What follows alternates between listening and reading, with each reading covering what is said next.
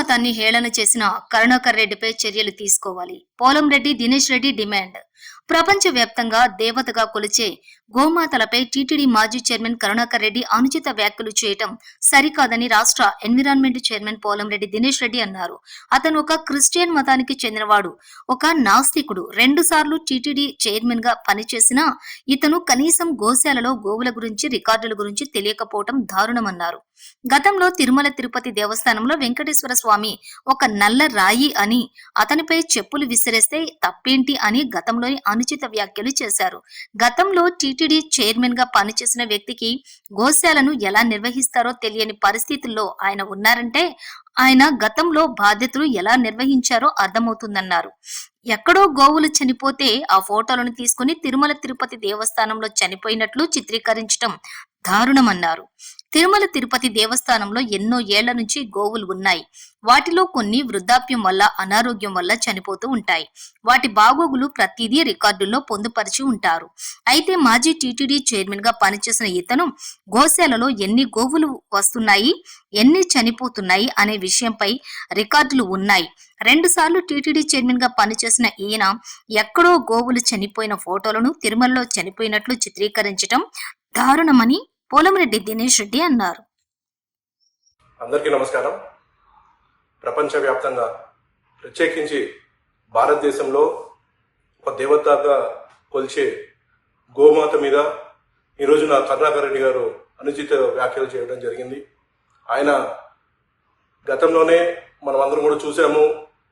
వెంకటేశ్వర స్వామి, తిరుమల తిరుపతి దేవస్థానంలో ఉన్న వెంకటేశ్వర స్వామి ఒక నల్ల రాయి అని చెప్పి, ఆయన మీద చెప్పులు విసిరేస్తే తప్పేంటో చెప్పాలని చెప్పి గతంలోనే ఎన్నోసార్లు అనుచిత వ్యాఖ్యలు చేస్తూ తిరుమల తిరుపతి దేవస్థాన పవిత్రతని, అలానే అక్కడ గౌరవాన్ని అప్రప్రతిష్ట పాలు చేస్తున్న కరుణాకర్ రెడ్డి గారు ఈరోజు మళ్ళీ మరొక అనుచిత వ్యాఖ్య చేయడం జరిగింది.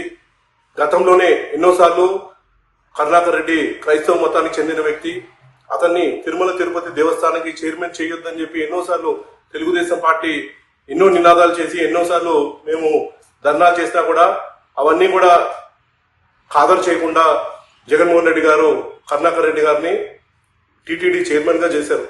టీటీడీ చైర్మన్ గా చేసిన వ్యక్తి, మాజీ టీటీడీ చైర్మన్ అయిన కరుణాకర్ రెడ్డి గారికి కనీసము తిరుమల తిరుపతి దేవస్థానంలో గోశాల ఎలా నిర్వహిస్తారనే తెలియని పరిస్థితిలో ఉన్నారంటే దాన్ని బట్టి అర్థం చేసుకోవచ్చు ఆయన చైర్మన్ గా ఎట్లాంటి బాధ్యతలు చేపట్టారో దాన్ని బట్టి అర్థమవుతుంది.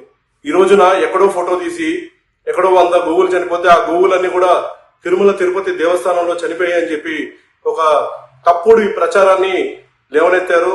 ఆ ప్రచారంలో ఎటువంటి వాస్తవం లేదు. ఆ తీసిన ఫొటోస్ కూడా అన్ని కూడా చూస్తుంటే అన్ని కూడా ఎక్కడో ఒక గోశాల బయట ఎక్కడో గోశాలలో జరిగిన ఇన్సిడెంట్ ని తిరుమల తిరుపతి దేవస్థానంలో జరిగిందని చెప్పి తప్పుడు ప్రచారానికి ఆయన లేపి దాన్ని, ఆ నిందను కూడా తిరుమల తిరుపతి దేవస్థాన ఏదైతే అక్కడ ఉన్న కమిటీ ఏదైతే ఉందో కమిటీ మీద వేయడము, అలానే దీన్ని సరిగ్గా మెయింటైన్ చేయట్లేదని చెప్పి తెలుగుదేశం పార్టీ ఎన్డీఏ కూటమి మీద ఆయన తప్పుడు ప్రచారానికి లేవనెత్తారు. ముందుగా కరుణాకర్ రెడ్డి గారికి తెలియదేమో, గోశాలలో దాదాపు 260 మంది పైగా సిబ్బంది గోరక్షణ కోసము, గోకి అవసరమైన సేవలు చేయడానికి అక్కడ నియమించడం జరిగింది. అలానే దాదాపు అక్కడ 2662 గోవులు ఉన్నాయి.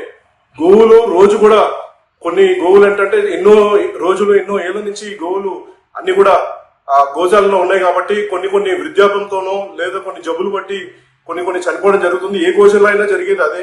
ఒక 5 నుంచి 10 గోవులు అనేది రోజు చనిపోతూ ఉంటాయి. ఏ గోశాలలో జరిగినా చనిపోతూ ఉంటాయి. అది తిరుమల తిరుపతి దేవస్థానంలో కూడా, ఎందుకంటే వృద్ధాపం వల్లనో లేకపోతే ఏదన్నా జబ్బు చేసో అవి చనిపోవడము అనేది సహజంగా జరిగేది. అవన్నీ కూడా ఒక రికార్డ్ లో మెయింటైన్ చేస్తుంటారు. అయితే ఈయన చెప్పడం ఏంటంటే అసలు రికార్డే లేదు, తిరుమల తిరుపతి గోశాలలో రికార్డే లేదు, అసలు ఎన్ని గోవులు వస్తున్నాయి, ఎన్ని గోవులు చనిపోతున్నాయి అనే రికార్డే మెయింటైన్ చేయలేదని తప్పుడు ఆరోపణలు చేశారు. మొత్తం కూడా టోటల్ రికార్డెడ్ ఉంది. రికార్డెడ్ దీన్ని ఇప్పటికే టీటీడీ వాళ్ళు బయటపెట్టడం జరిగింది. మొత్తం టోటల్ రికార్డెడ్ ఎవ్రీడే ఎన్ని ఆవులు ఏదైనా అంటే కొత్త ఆవులు పుట్టినా కానివ్వండి లేదా ఏదైనా ఆవులు చనిపోయినా అవన్నీ కూడా రికార్డ్ అవుతాయి.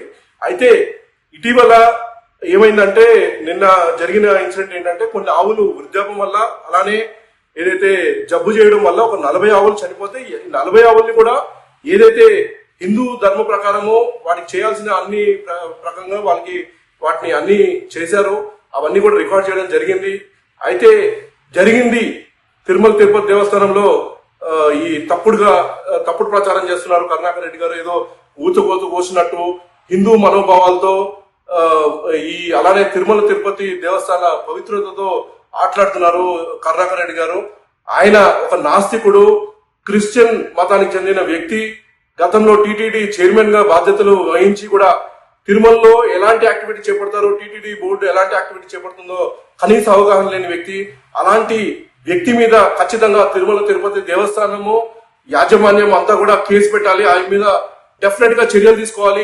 ఇది కేవలము టీటీడీకి సంబంధించిన విషయం మాత్రమే కాదు, ఇది హిందూ మనోభావాలకు సంబంధించిన ఒక విషయము. గోమాతని ఒక దేవతగా కొలిచే భారతదేశంలో ఇలాంటి తప్పుడు ప్రచారం చేసిన వ్యక్తి మరొకరు చేయకుండా ఉండే విధంగా ఈ కరుణాకర్ రెడ్డి మీద ప్రభుత్వము ఖచ్చితంగా కఠినమైన శిక్ష చేపట్టాలి, అతని మీద కేసు నమోదు చేయాలని చెప్పి మేము ఇవాళ తెలుగుదేశం పార్టీ తరఫున డిమాండ్ చేస్తున్నాము. ఇది ఖచ్చితంగా ఇంకొక ప్రథమ డిమాండ్ ఏంటంటే, కరుణాకర్ రెడ్డి గారు ఆయన ఎక్కడో తీసిన ఫోటోల్ని తిరుమల తిరుపతి దేవస్థానంలో జరిగిన ఇన్సిడెంట్ అని ఆయన చేసిన ఏదైతే తప్పుడు ప్రచారం ఉందో ఆ తప్పుడు ప్రచారానికి బయటకు వచ్చి బేషరతుగా హిందూ మతంలో ఉన్న ప్రతి ఒక్కరికి ఆయన క్షమాపణ చెప్తూ, అలానే టీటీడీ పవిత్రతని దెబ్బతీసే విధంగా ఏ విధంగా అయితే ఆయన ప్రచారం చేస్తున్నారు దాని మీద కూడా ఆయన క్షమాపణ చెప్పాలని చెప్పి మేమందరం కూడా కోరుతున్నాం. ప్రతి ఒక్కరు కూడా ఆలోచించాలి. కరుణాకర్ రెడ్డి గారికి చెప్తున్నాను, మీరు 2 సార్లు ఇప్పటికీ టీటీడీ బోర్డు చైర్మన్ గా మీరు వ్యవహరించారు. మీరు ఇలాంటి తప్పుడు ప్రచారాలు చేయడము కేవలము ఎన్డీఏ కూటమిని కానర్ చేయాలని, అలానే టీటీడీ పవిత్రతని దెబ్బతీయాలని మీరు చేస్తున్నారు.